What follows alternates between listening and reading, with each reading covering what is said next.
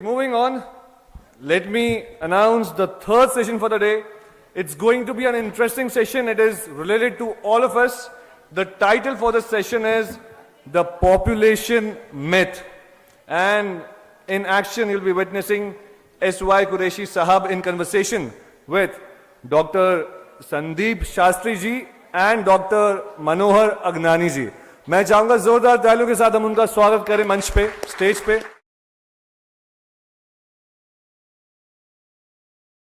Author Mr. Shahabuddin Yaqub Quraishi ji is an Indian civil servant who served as the 17th Chief Election Commissioner of India.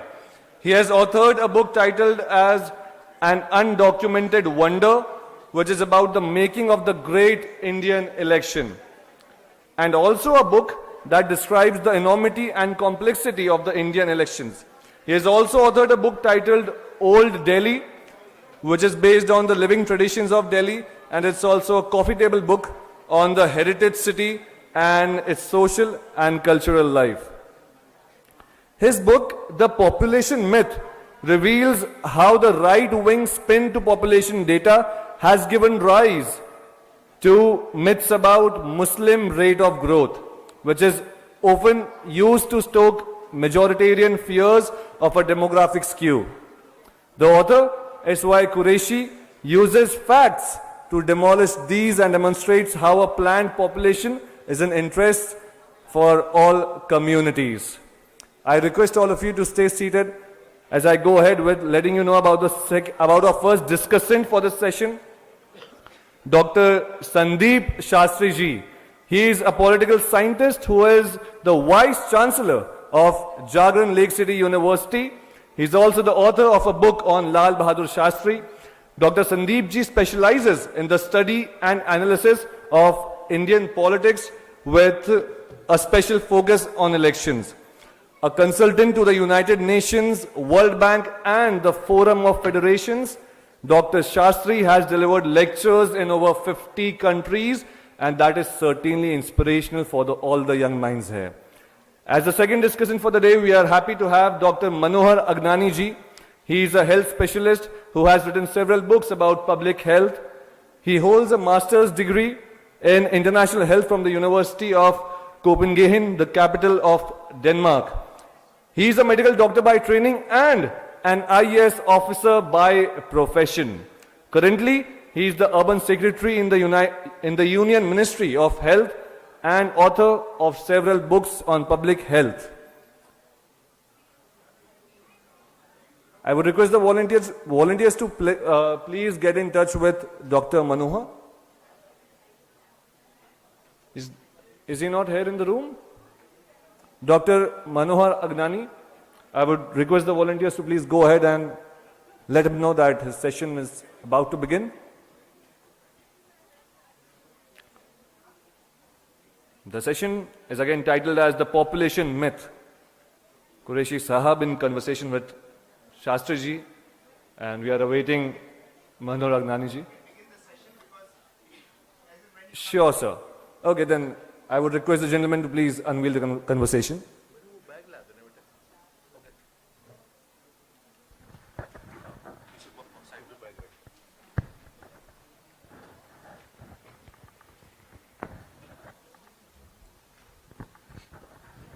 Friends, it's indeed a delight to share the stage with Quraishi Sahab.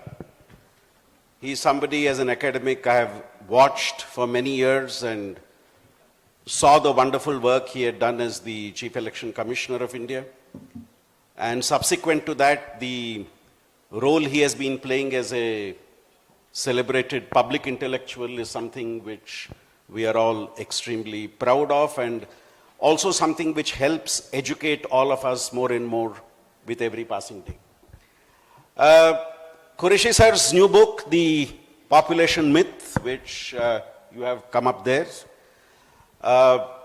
it was a great learning experience to read the book, not just for its content, but for the style that he has adopted, the persuasive approach he has adopted, the non-confrontational approach he has adopted in trying to put points before us.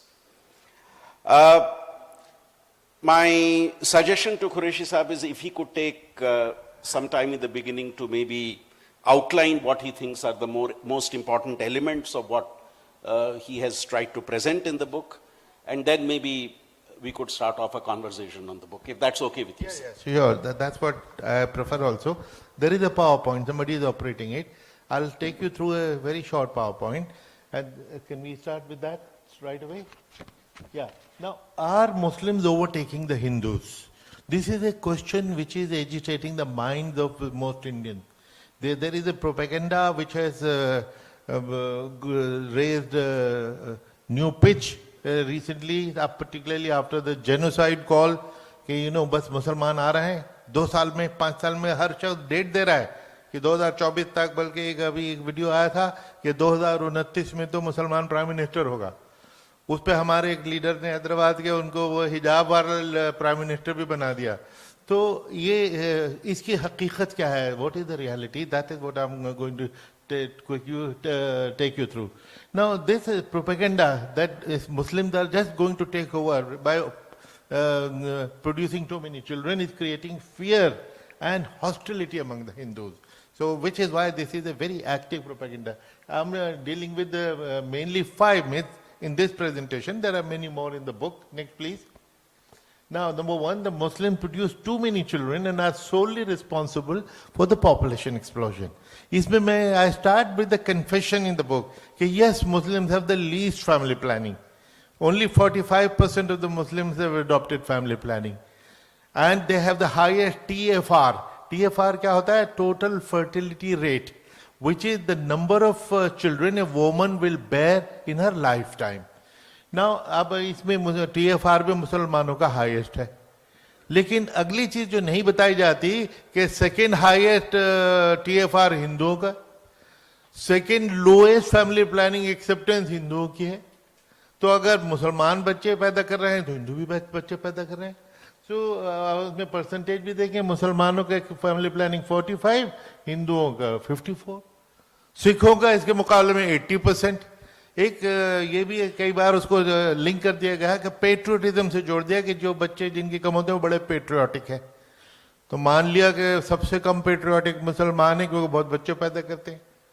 लेकिन उसके बाद सबसे ज्यादा अनपेट्रियोटिक मुसलमान के बाद कौन हुए? फिर तो हिंदू हो गए. Is it acceptable to you? और सबसे ज्यादा पेट्रियोटिक कौन हुए? वो तो फिर सिख हैं. उनको पिछले साल में कितनी बार हमने खालिस्तानी खालिस्तानी कहते हुए सुन लिया.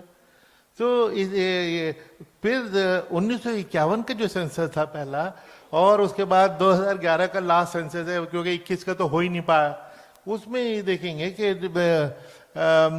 नेट इंक्रीज मुस्लिम पॉपुलेशन में तो 13 करोड़ की हुई, हिंदुओं में नेट इंक्रीज 67 करोड़ की हुई. तो कहाँ वो गैप कम होने जा रहा है, बल्कि गैप तो बढ़ रहा है. तो इसलिए और अब जो गैप है जो 26 करोड़ था 1951 में, वो 80 करोड़ हो गया है. Therefore, the propaganda is wrong, false. Next, please. Now, Muslim population growth is upsetting the demographic balance. Again, I start with this, that yes, to some extent, the balance got skewed. 1951 में 84% Hindus थे, वो घट के 79.8 रह गए. 4.2% उनका decline हुआ.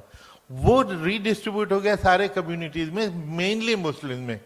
मुसलमान 9.8 से बढ़ के 14.2 हो गए. सो लेकिन 60 साल में 4 परसेंटेज पॉइंट. 10% को 51% बनने के लिए 600 साल चाहिए. तो इसलिए यूं ही चलता रहे, कोई चेंज न हो, तब 600 साल लगेंगे मुसलमान को 51% बनने के लिए. और यूं ही चलता नहीं रह रहा. Things are changing very fast. Muslims are adopting family planning much faster than the Hindus, which is why the gap is narrowing. So next चलिए. Now ये देखेंगे, ऐसे एक और भी परसेप्शन है. जो जब मैंने ये रिसर्च शुरू की थी 1995 में, मुझे भी वो इंप्रेशन था जो आप में से बहुत सौ को होगा कि अगर किसी हिंदू, एक तो सबसे पहले मैं माफी मांगता हूँ कि हिंदू मुस्लिम इसमें जो आएगा ये मजबूरन करना पड़ रहा है. I hate to do that, लेकिन चूंकि ये टॉपिक ही यही है, इसलिए बार बार हिंदू मुस्लिम फिगर्स आपको सुनने को मिलेंगी. सो 30 साल पहले national family health survey of 1, उसमें ये था कि the gap was not 8 children और 10 चिल्ड्रन बट ओनली 1 चाइल्ड, 1.1 30 साल पहले, और वो घट के आधा रह गया 0.48, यानी आधे बच्चे से कम का गैप है हिंदू और मुस्लिम में। इंप्रेशन ये कि अगर हिंदू फैमिली के 2 बच्चे तो मुसलमान के 10 बच्चे होते हैं। ये सबको इंप्रेशन है, मुझे भी था, जो पढ़ने से रिसर्च से निकला। Next please. तीसरा कि ये ऑर्गेनाइज कंस्पिरेसी है मुसलमानों की, जानबूझ के बच्चे पैदा करते हैं, जो 4-4 बीवियां करते हैं ताकि ये पॉपुलेशन बढ़ा के पॉलिटिकल पावर कैप्चर कर ले।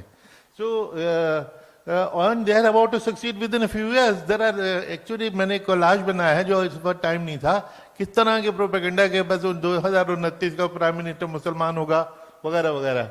सो बेसिकली वही राइट विंग हिंदुओं से अपील कर रहा है कि तुमको भी 8-8 बच्चे पैदा करने चाहिए वरना ये आगे निकल जाएंगे। फॉर्चुनेटली किसी हिंदू ने उनको सीरियसली नहीं लिया, वरना वो भी 8-8 10-10 बच्चे की तलाश में हो जाते।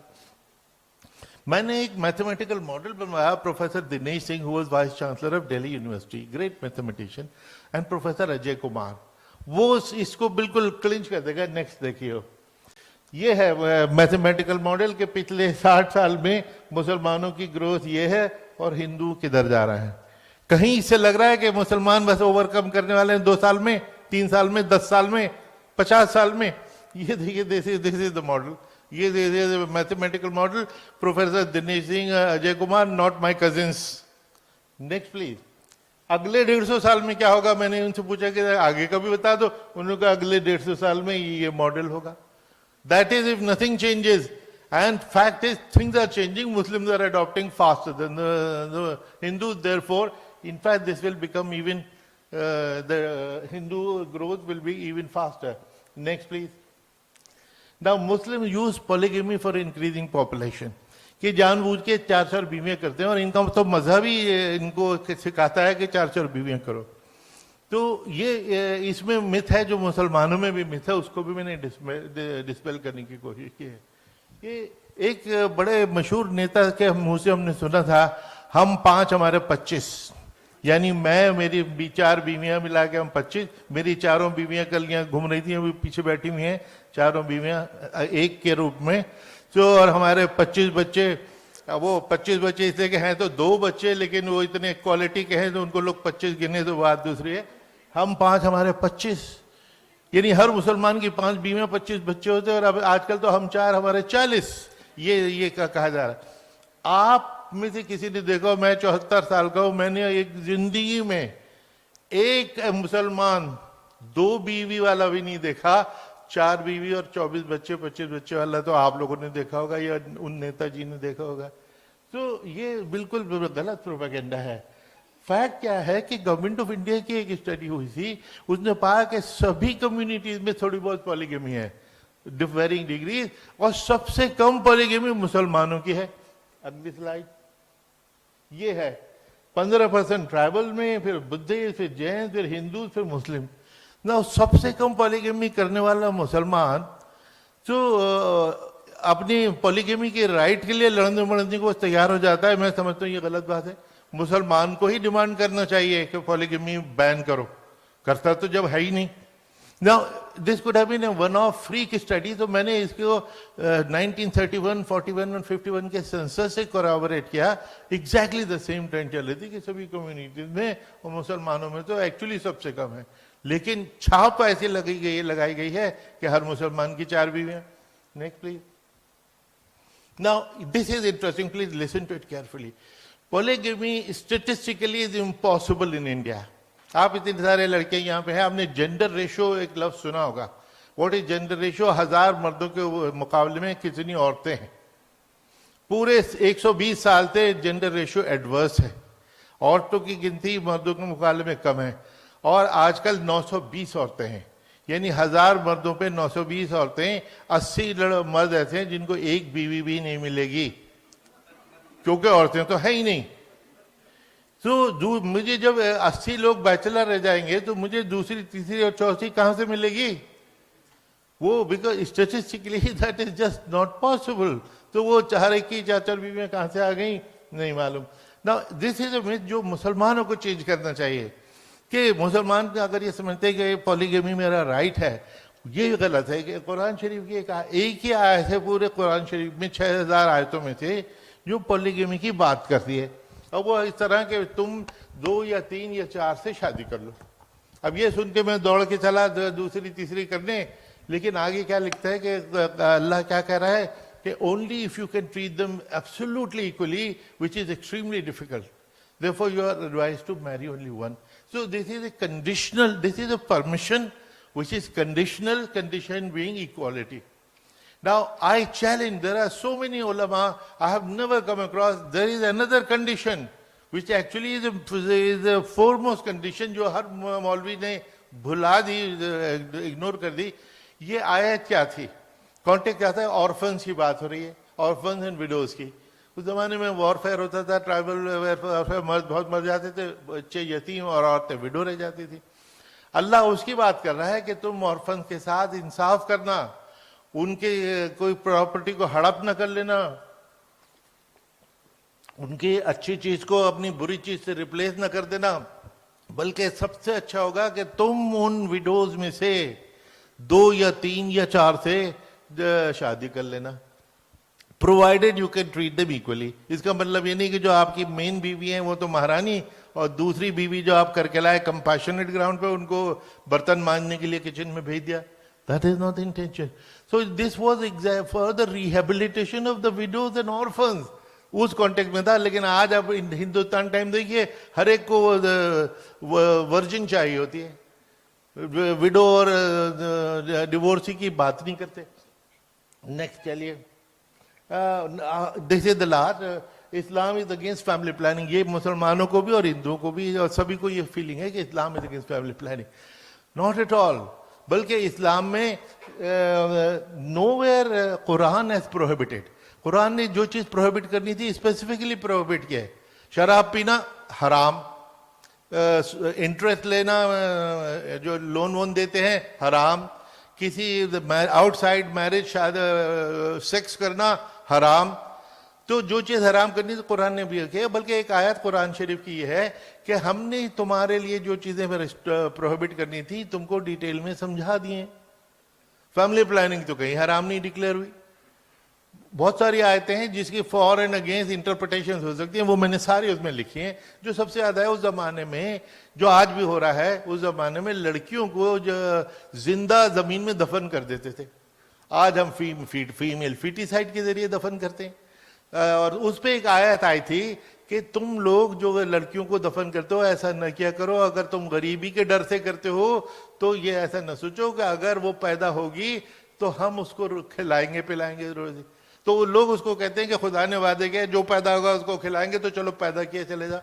वो तो एक कॉन्टेक्स्ट में किया है कि भाई उन लड़कियों को जो जिंदा दफन करते हो ना क्या करो, बिकॉज ये कह के जी पॉवर्टी में उनको कैसे ब्रिंग अप करूंगा वो हम करेंगे। So there are only interpretation following. एक जो क्लिंचिंग वर्स है, बहुत सारे वर्सेज में से जो मैंने क्लिंचिंग वर्स है मैं सामने रखता, मुझे किसी मौलाना ने अभी तक इस पे क्वेश्चन नहीं किया कि late those who do not have the means for marriage keep themselves chaste until Allah gives them means out of His grace। यानी आपकी जो अब सरकार ने जो 21 साल और 18 साल एज रखी है, वो 21 साल क्यों 22 भी हो सकती थी, 18 क्यों 17 भी हो सकती है, आर्टिफिशियल है। लेकिन पर्पज ये है कि 15 साल और 14 साल में अगर शादी होगी तो लड़की माँ बनने के लायक नहीं है, लड़का बाप बनने के लायक नहीं है, इसलिए एक एज डिटरमिन कर दी गई। तो इसमें यही कह रहा है कि तुम्हारे पास जब वो मीन्स होंगे जब ही शादी करना, ये नहीं कि कभी भी कर ली। तो अब इसको पूछने के लिए अगली देखें, शरीयत आप सुनते हैं सबसे पहले कुरान, उसके बाद होती है हदीस। हदीस का मतलब प्रॉफिट क्या कहते थे या क्या करते थे, जैसा रिपोर्ट हुआ। तो एक लड़का उनसे प्रॉफिट से लड़ने के लिए पहुंच गया।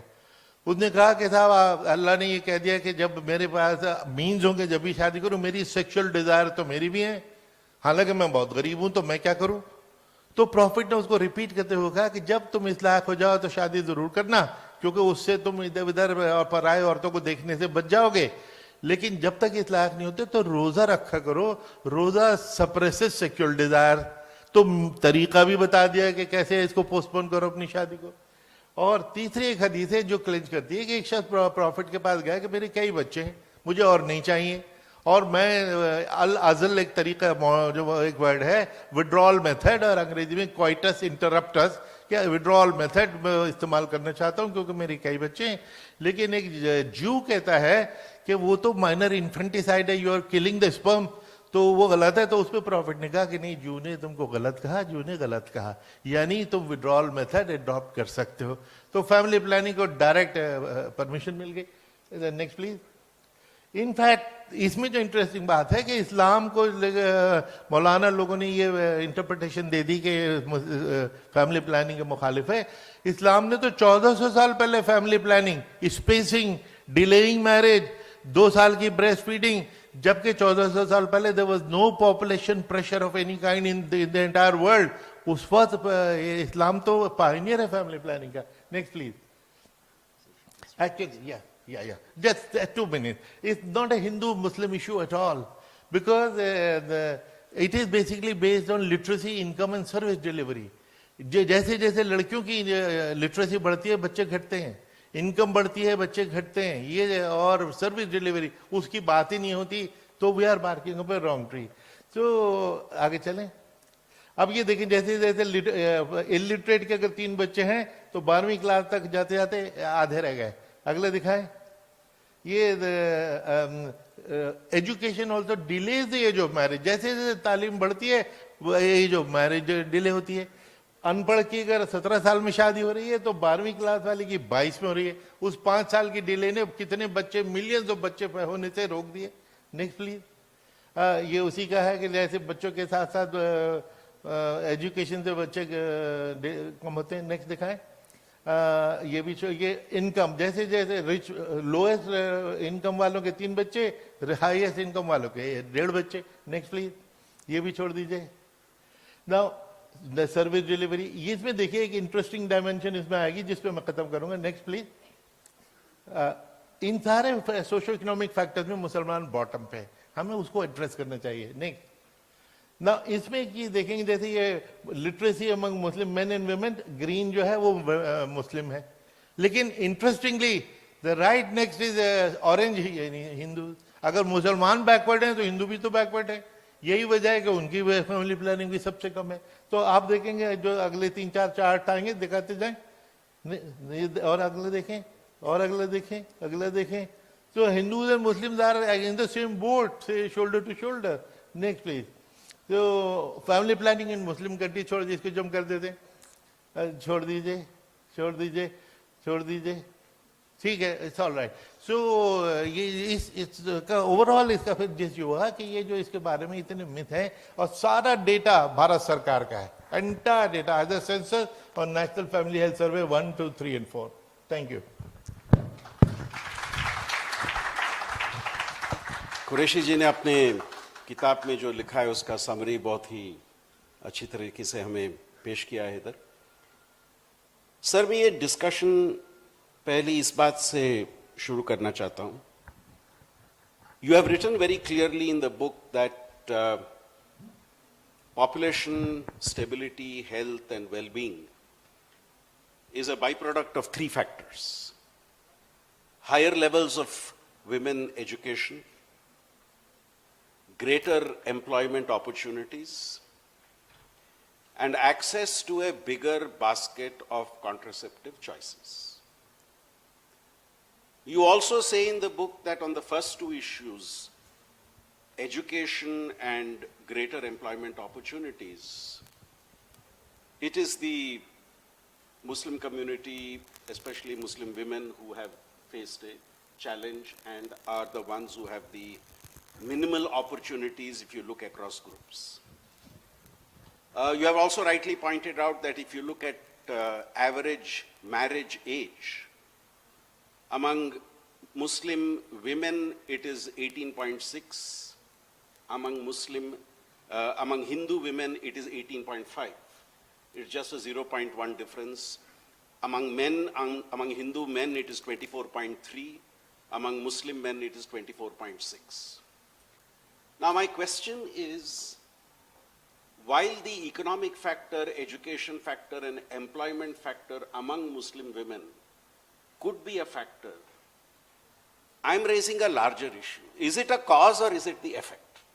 You see, we often tend to make that the principal factor. So are we somewhere mistaking the wood for the tree? Are we sometimes mistaking the symptom for the disease? Are we sometimes mistaking the cause for the effect? That's my first request for you to Yeah, elaborate. the very, very good question. In fact, for most of the 70 years, the perception was that if you want development, you have to control population. In 1996, in an international conference in Cairo, it was decided that actually development is the best contraceptive. Development should come first, the population control will follow. Give the women literacy, the children will come down. Otherwise, you will keep on waiting, let us first develop them. Development should come first. And it has been proved by Indian example, in very many examples, that wherever literacy goes up, number of children goes down. So ideally focus on education. Have you heard people talking about Muslim education? They don't, which is a pity. Whether Muslim or non-Muslim, they don't talk of education, whereas that is the determining factor. Secondly, income. Have you ever thought of the Hindu right wing saying that इनकी income बढ़ाओ, बल्कि रोजाना हम पढ़ते हैं, कर्नाटक में परसों था कि इनको मुसलमान बिजनेसमैन को उस टेम्पल के आसपास दुकान न लगाने देना. अब जब वो उनको आप उनके साथ बिजनेस न करना, उनको बॉयकॉट करना, उनसे सब्जी न खरीदो, तो वो और गरीब हो जाएंगे, और गरीब हो जाएंगे तो और बच्चे पैदा करेंगे, तो फिर हमको शिकायत होगी. अरे भाई उनकी इनकम को एड्रेस करो तो पॉपुलेशन कंट्रोल ऑटोमेटिकली हो जाएगा. तो ये सर्विस डिलीवरी नहीं होती. हमने देखा सुना कितनी बार हर मुस्लिम क्लस्टर को मिनी पाकिस्तान कह के एड्रेस किया जाता है. तो मिनी पाकिस्तान में मैं क्यों जाऊं डॉक्टर पोस्ट होने? मिनी पाकिस्तान में मैं क्यों जाऊं? अगर आप भाई नहीं जाओगे तो वहाँ पॉपुलेशन बढ़ती जाएगी, इसलिए जाना जरूरी. तो इन तीन सोशो इकोनॉमिक डिटर्मिनेंट को समझना बहुत जरूरी है और उनको एड्रेस करना चाहिए. So my second question before I open it up to the audience. As you emphasize in your book, the growth in terms of the Muslim population in the country, if you look at 1991, they were 12.6% of India's population. If you look at the projections for 2021, it is at 15.4%. Which to a lot of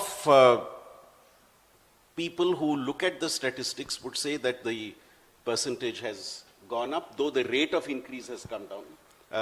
That distinction is important, but a lot of people would not look at the second point, but would look at the first point, that the rate of increase is still very, the difference is quite alarming. I think it has come down from 6 times to 5 times to 4 times, if you look at the difference between Hindus and Muslims. But in the book itself, you say that if you are thinking of, where none of us will be around then, if you are looking at 2101, the Muslim population, if it goes at the current rate, would be 18.8% by 2101. Now, as an analyst, I am asking the question that while the rate of increase is reducing, the fact of the increase is a matter of alarm for segments of society. And what would your response be to that? And a second connected question, because I want to go to the audience next. You refer to polygamy. The last official data that we have is the 1975 data, if I'm right. But I was also referring to a study which I read before coming here, which is the National Family Planning Health Survey done in the year 2006. And this survey says that 2% of women in India said that they have more than one husband. I'm sorry, I put it the other way around. 2% of women said that their husband has more than one wife. 2% of women. And the percentage was not very different when it came to the Hindus and the Muslims. But then I would want your response to both these questions. Yeah. The second one first, because I forget. Now, polygamy, I have already shown you that although polygamy statistically is impossible, yet there is some polygamy, which I showed you. Now, polygamy and population growth are two different things. If the fact that 5.7% Muslims marry twice, 5.8% Hindus marry twice, so this is very good for family planning. Because there are studies which show that the only wife of a husband, if she has on average 5 children, the second wife they drop down to 1.6. Which if these two women had gone to two different men, 5 children here, 5 children there, they would have produced 10 children. If the woman goes to the same man as a second wife, her number of children is only 1.6. These study is available, quoted here. So actually, if there is some polygamy, it is not an alarm for family planning. It is not an alarm for population growth. Actually, it will contribute to population control. So, पहला आपका था, well, it is true that from 14% in 20 years and it will become 15% because the Muslim rate of growth, TFR, is still the higher. 2.6 as against 2.1 of the Muslims. Because the factors influencing family planning behavior are the most adverse among the Muslims. One figure which I have not mentioned nor has the professor, that there is a concept of unmet need. And this is very important to understand because as it is convincing people to adopt family planning is very difficult. Now, the largest unmet need is among the Muslims. 16% of the Muslims are already sold on the idea of family planning. They want to do it, but there is no doctor. There is no nurse. There are no contraceptives. So, unmet need. The government of India लगा दे 3 महीने का campaign कि इनकी need को meet करना है. आप देखेंगे the ratios and the figures will change. So, the fact that family planning has not reached them, and because we have diagnosed the problem wrongly and we have not addressed the 3 real issues, that is our problem. So let's open the dialogue open to the audience. Yes, please, go ahead. Pass on the mic to that gentleman there. Front row. Hello. आपका दूसरी बारी हो, उनको पहले mic दे दियो. Good afternoon, sir. Sir, my question is about... Please introduce yourself. Sir, myself Ravi Vishwakarma. I'm from JLU, a media student. Sir, I would like to take your view on population control bill, which is recently in discussion. But sir, जो center का एक reply रहा था Supreme Court में, they said कि we are not planning for this law क्योंकि हमारी population जो rate है वो घट रहा है. So sir, your take on this? In fact, there was no need for a UP population bill or a Assam population bill because we already have a population, national population policy of 2000 of India is already in operation. And it is a great success story. Unlike China, where they have one child norm, ye hoga, punitive action honge, no punitive action, only persuasive, only education, and we have already achieved the replacement rate. Replacement rate का concept क्या है? 2.1. यानी 2 माँ बाप हैं, जब वो चले जाएंगे, उनके 2 बच्चे उनकी जगह आ जाएंगे, population replace हो गई. Now, what is this 2.1 doing there? Because there will be some children who will die. उसका margin रखने के लिए 2.1. When the TFR is 2.1, which means we have reached replacement level, अब population बढ़ेगी नहीं और इससे कम हुआ तो population घटेगी. 25 स्टेट में TFR से नीचे हम आ चुके हैं. 25 स्टेट में पॉपुलेशन घटेगी और यही वजह. लेकिन इंडिया में अभी पॉपुलेशन 20 साल 30 साल अभी और नहीं घटेगी, हालांकि उसकी कंडीशंस क्रिएट हो गई. बिकॉज द पीपल जो 12-14 साल पहले पैदा हुए थे अब वो प्रोडक्टिव एज में आ रहे हैं, उनके तो बच्चे अभी होंगे.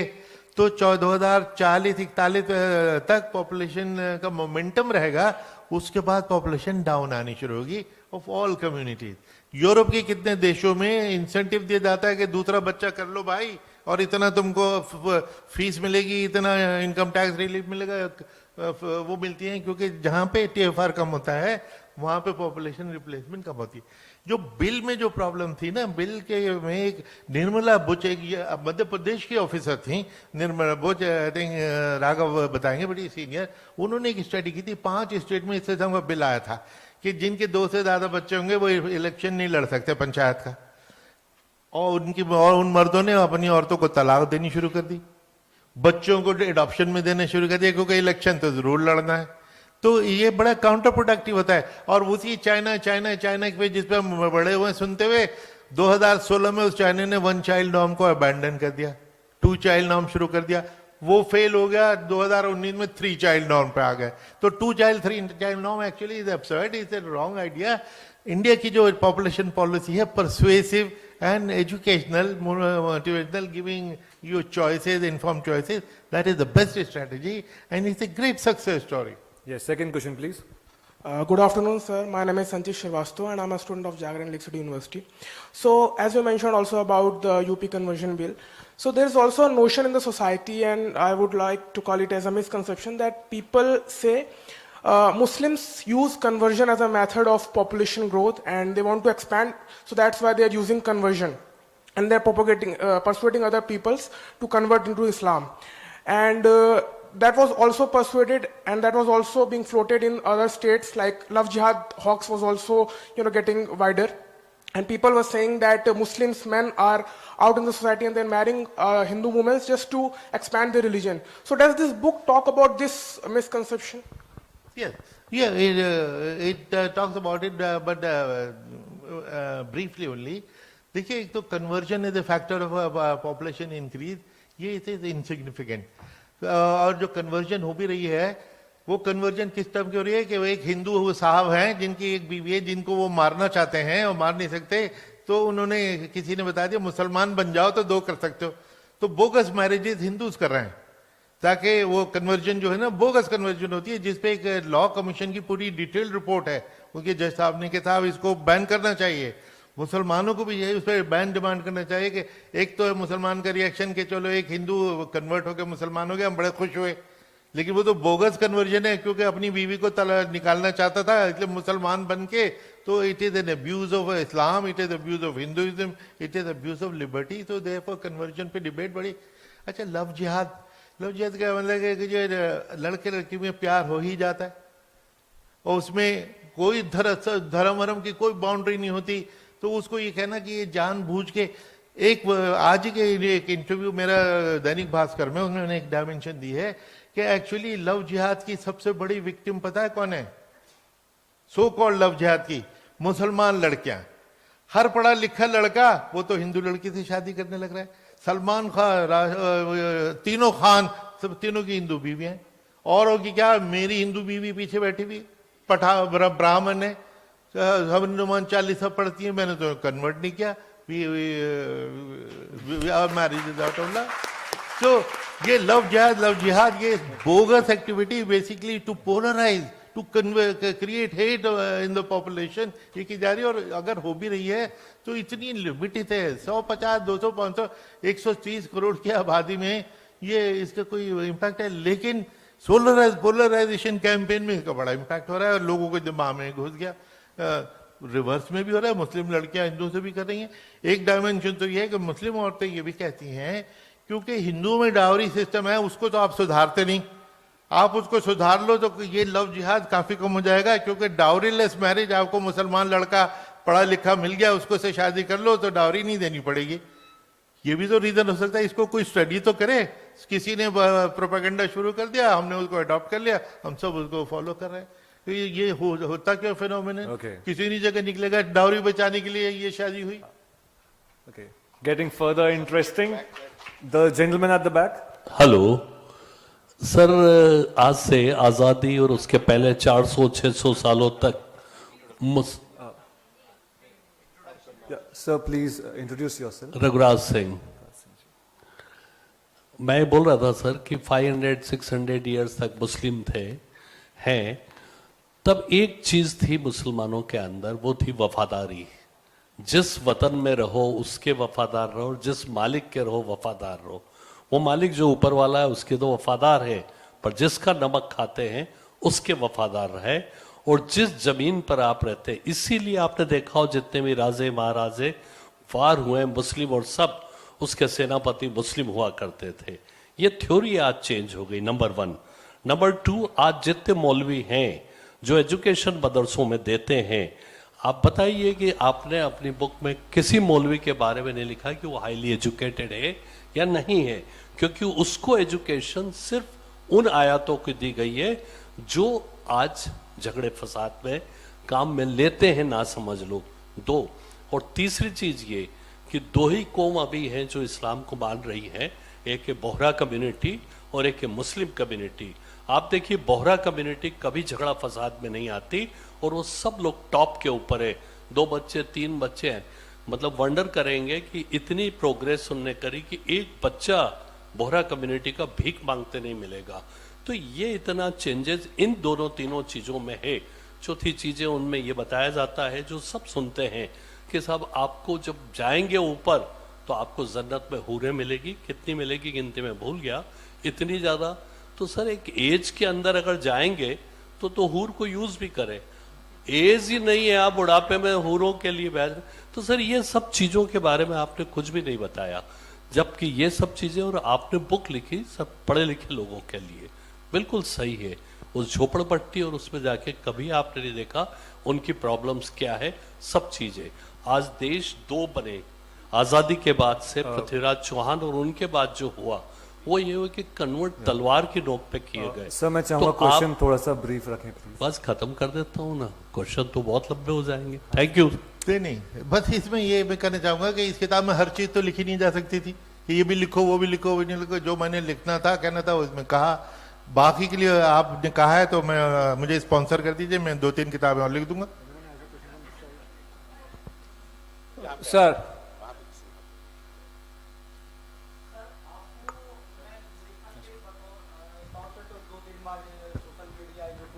सुना हूँ। अभी मैं आपको बतौर माइक ले लीजिए प्लीज एंड खुद को इंट्रोड्यूस। हाँ सॉरी, इंट्रोड्यूस। मेरा नाम शिवाशीष तिवारी है और मैं अभी कुछ दिनों से नया पत्रकार बना हूँ। सर मैंने आपको कई बार सुना है और आपको कई बार पढ़ने का भी मौका मिला है किताब के द्वारा। सर मैं जब आपको सुन रहा था तो अभी लेखक के तौर पर सुन रहा था, इससे पहले आप एक पूर्व चुनाव आयुक्त भी हैं। 2 धर्मों की जो लड़ाई है, नाम लेने की जरूरत नहीं है और उस पर क्या क्या नहीं हो रहा है, वो सिर्फ वोट के लिए हो रहा है और ये आपसे बेहतर कोई नहीं जानेगा क्योंकि आप पूर्व चुनाव आयुक्त हैं। आपको क्या लगता है निकट भविष्य में कभी आपकी किताब जो लिखने का मकसद था वो जनसंख्या वृद्धि पे लिखा है, इतना डिटेल में समझाया है और पूरा का पूरा जो नैरेटिव बनाया जाता, मैंने भी यही सुना है कि 4 बीवियां होती हैं, 40 बच्चे होते हैं, क्या कभी ये खत्म हो पाएगा? आप क्या? नहीं, ये आपने बहुत अच्छा सवाल किया कि ये इलेक्शन से जो आपने इसको जोड़ा।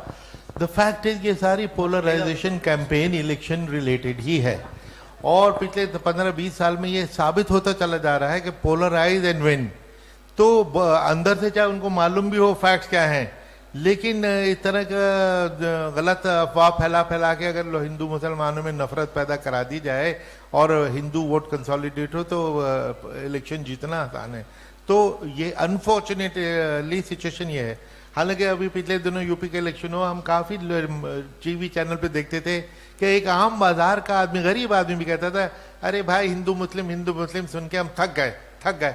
हो सकता है कि एक फटीक फैक्टर आए किसी वक्त, एट द मोमेंट तो अभी कोई सिल्वर लाइनिंग नजर नहीं आ रही, लेकिन आगे ये लोग इससे तंग आ जाएं और उनको ये चीज नजर आ जाए कि ये तो जानबूझ के सिर्फ लड़ाया जा रहा है इलेक्शन जीतने के लिए।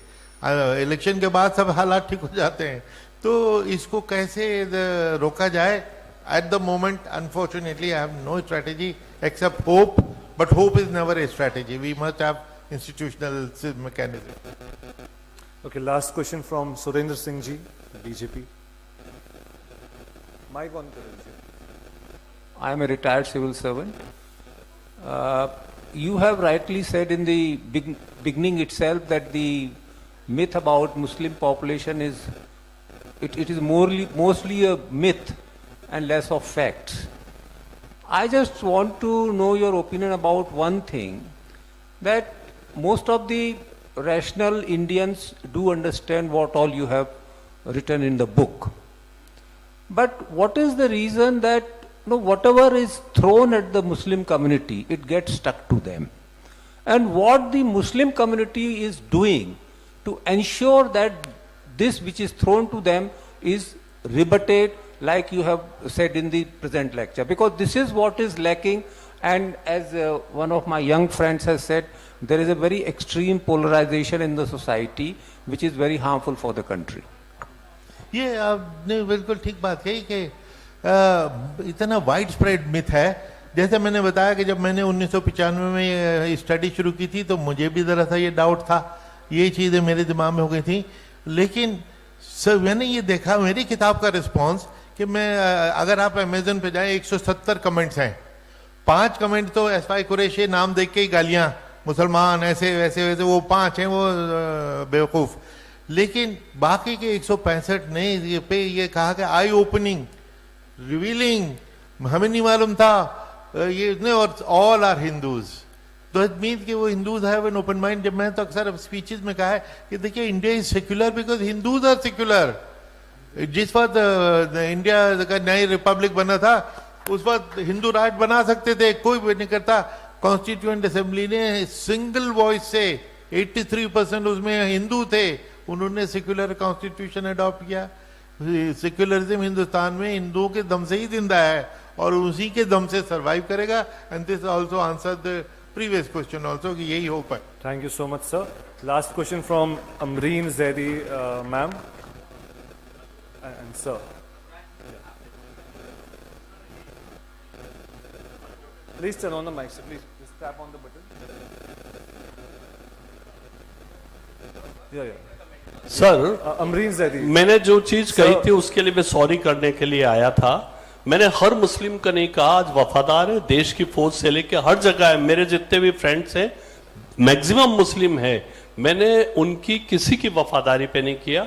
मैंने आज़ादी के पहले की बात करी थी, आज़ादी के बाद की बात भी यही है कि मुस्लिम वफादार है और इस देश का एक पार्ट है।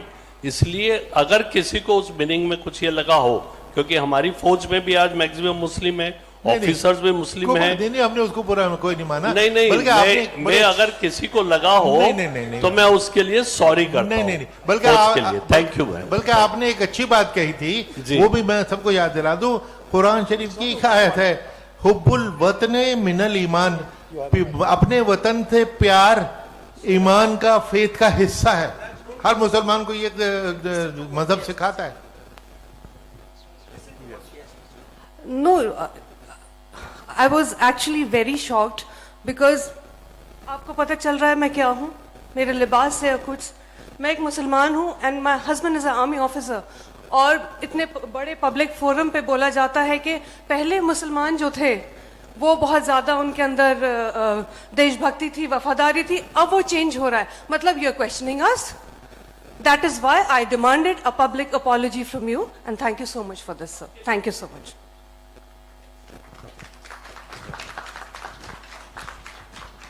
सभी से दरख्वास्त है सब अपना संयम बना के रखें।